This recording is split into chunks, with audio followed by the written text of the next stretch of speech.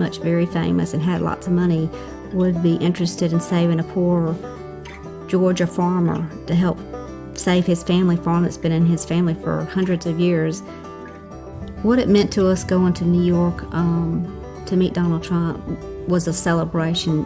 We met at breakfast to go over raising enough money to save most of the farm, and so we were there for like a burning of the deed ceremony. Hey there guys, welcome to the channel. So guys, is the left even trying anymore when they craft these bogus and really insane narratives?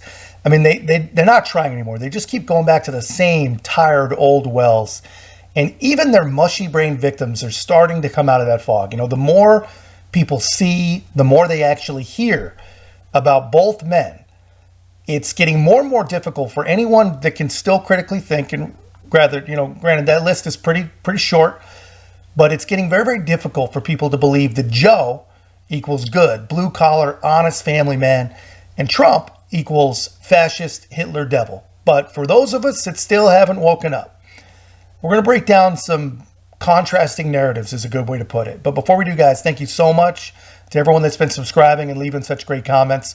Really, really, really appreciate the support. If you haven't already, please help us to grow. It really does mean a lot. Like, comment, subscribe, most importantly, share the channel. So there's a video that's going pretty viral. And as you watch it, guys, please keep in mind everything you're seeing and keep it in context. And imagine literally how much this man has got going on. He's still running a very successful business, still running a very successful presidential campaign, and even more important, even more impressive than all of that, guy's literally fighting for his life, literally fighting for his freedoms and for his reputation. And how about we'll throw a fourth one in there? The guy's fighting for his family. He is a devoted family man, and not the Joe Biden type of family man, the one that took 7 years or 4 years to even acknowledge the existence of a 7th grandchild. And he really only did it when it made sense politically. But no, not that kind of family man, a real family man, making time to be at grandparents' visiting day for his 10th grandchild in what looks like kindergarten. You know, everything you see and everything you hear about Donald Trump is designed to literally dehumanize the guy. And here's something that I think humanizes him pretty well. And now, of course, there's going to be previous victims of propaganda. You guys are going to see this, and you're going to convince yourself that this is some sort of publicity stunt. I just want to remind you, you just stumbled on this by accident after never, ever imagining something like this could even exist. And this is never going to get displayed on any mainstream media, friendly or unfriendly. Only supporters are going to accidentally stumble on this. So, and guess what they don't need? They don't need publicity stunts. So I'm just setting the tone for you guys.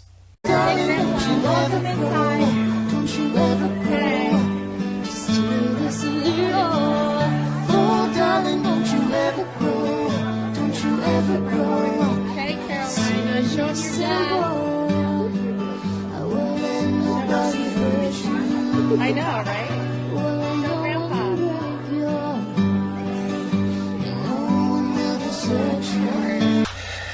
Yeah, so, I mean, I'm sure having kids has made me soft to this kind of stuff. But guys, as simple as this is, and as easy as all that may seem, this is not the behavior of some Hitler-quoting fascist wannabe dictator, right? This to me is just another piece of evidence, and we've all seen them. Anyone willing to look has seen them. But this is just one more piece of evidence that shows what kind of man Donald Trump really is. Not the guy you've been told he is, not the guy that some of us want to believe he is, the person that he really, really is. And really, we're always told in politics, right? Leave the family out of it. And I agree. Families should not be targeted unless, they're an alleged accomplice in your criminal conspiracies. But I agree. Leave them out of it.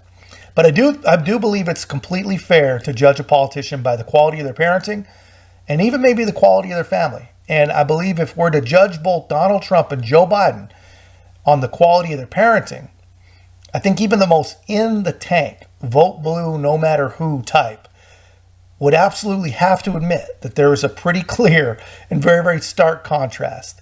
And just a reminder of how clear the contrasts really are. I have 6 grandchildren, and I'm crazy about them. And I speak to them every single day. My name's Amelia, and where are your grandsons or granddaughters? We're okay. Her name is Amelia. She wants to know where my granddaughters are. One granddaughter lives in Pennsylvania, in Philadelphia. One granddaughter lives in New York. One granddaughter lives in Washington. One granddaughter lives in Wilmington, Delaware. And the other grandsons, my grandson lives in California. I left somebody out, didn't I? Yeah, so the guy was given multiple opportunities to say and do the right thing. He refused every opportunity he had. And he claimed repeatedly that he had 6 grandchildren, right? And here's the strange part of all that.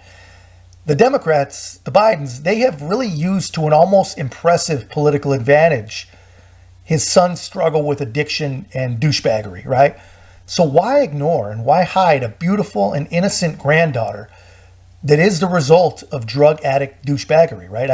Honestly, I don't get it.